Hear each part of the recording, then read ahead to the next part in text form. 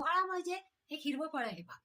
आणि आपण कितीही सुधारलेलो असलो किंवा विज्ञानाच्या दृष्टीने कितीही पुढे गेलेलो असलो तरी सुद्धा अनेक वेळा अशा गोष्टी विज्ञानाच्या पलीकडे जाऊनही आपल्या घराचं रक्षण करण्यासाठी किंवा पॉझिटिव्ह एनर्जी वाढवण्यासाठी आपण करत असतो पहा.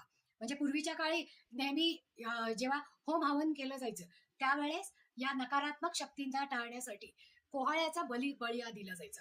कोहळा म्हणजे हिरवगार फळ असतं पहा, की ज्याच्यामध्ये पाण्याचं प्रमाण जास्त असतं आणि निगेटिव्हिटी शोषून घेण्याची त्याची कुवत ही सगळ्यात जास्त असते. आणि प्राचीन काळीपासून हा कोहळा बली देण्यासाठी म्हणजे यज्ञामध्ये बली देण्यासाठी वापरला जायचा, कारण तो सगळी निगेटिव्हिटी ऍब्सॉर्ब करत असतो. मग घरामध्ये जेव्हा कोहळा लावायचा तो शनिवारी अमावस्येला किंवा पौर्णिमेला लावायचा. तो लावायच्या अगोदर त्याला वरपासून खालपर्यंत देठापासून खालपर्यंत एक काजळाची रेघ ओढायची, तिन्ही बाजूला त्रिशूळ काढायचं अष्टगंधानी आणि मग हा कोहळा दरवाजाच्या बाहेर लटवायचा.